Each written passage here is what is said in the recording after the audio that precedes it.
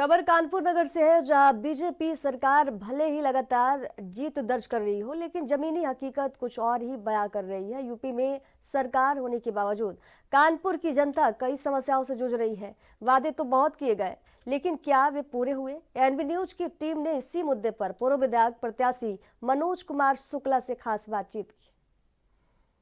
लगातार सरकार केंद्र में भी बीजेपी सरकार बनाती चली जा रही है। हर जगह देखा जाए तो बीजेपी की सरकार बनती चली जा रही है, लेकिन क्या उन समस्याओं का समाधान हो रहा है जो क्षेत्रीय के लोगों को सुविधा मिलनी चाहिए?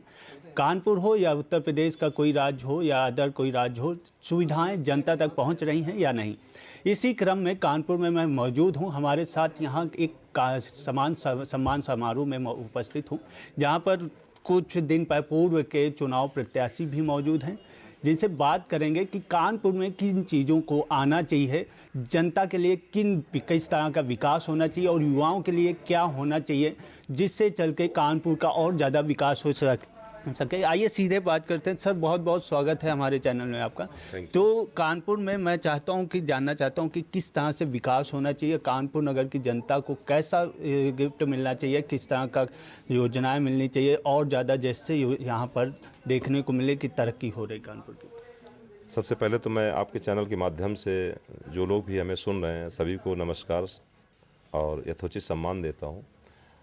हमारा संघर्ष लगातार 2012 से जारी है और कानपुर के पूरे अगर परिदृश्य पे नज़र डाली जाए तो आप देख सकते हैं कि सांसद विधायक तो हर बार हम लोग चुनते हैं, लेकिन इसके बाद भी जो मूलभूत ज़रूरतें हैं वो हमें लगता है कहीं भी पूरी नहीं हो रही हैं। जैसा कि आप देख रहे हैं कि आज जो हमारी इस महाराष्ट्र विधानसभा के माननीय जी हैं, हमें लगता है उत्तर प्रदेश में सेकेंड नंबर के नेता हैं। इसके बाद भी थोड़ी सी सड़कें बना लेना है, कुछ बिजली खंभे की व्यवस्था कर लेना है, इसी को अगर विकास समझती है कानपुर जनता है, महाराष्ट्र जनता, तब तो ठीक है। लेकिन जहाँ तक एक समूचे परिदृश्य की बात करते हैं तो जब नरवल से और हम सिकटिया से जब चलते हैं और जरौली तक पहुँचते हैं तो नाना प्रकार की अपने अपने क्षेत्र की अपनी अपनी व्यवस्था है। अगर क्षेत्रीय जनता, अगर हम वहाँ से गाँव देहात से शुरू करते हैं तो आप देख लीजिए कोई भी पूरे क्षेत्र में कोई भी ऐसा खेल कूद का मैदान नहीं है जिसमें हमारे बच्चे नौनिहाल जो आगे आने वाली पीढ़ी है कि कुछ अगर फ्यूचर बनाना चाहें खेलकूद के क्षेत्र में तो नहीं व्यवस्था है। वही हमारा दक्षिण क्षेत्र जो यशोदा नगर क्षेत्र है, वहाँ पर भी कोई भी ना हॉस्पिटल मतलब है ही नहीं, सोचा मतलब कभी कल्पना नहीं की उन लोगों ने, जानते नहीं कि बस केवल उनकी रोड बन गई तो उनको लग रहा है कि सब कुछ हो गया है। लेकिन सच्चाई आप देखिए, जो मूलभूत ज़रूरतें चिकित्सा, शिक्षा, इस क्षेत्र में कुछ भी नहीं, नथिंग चीज़ें।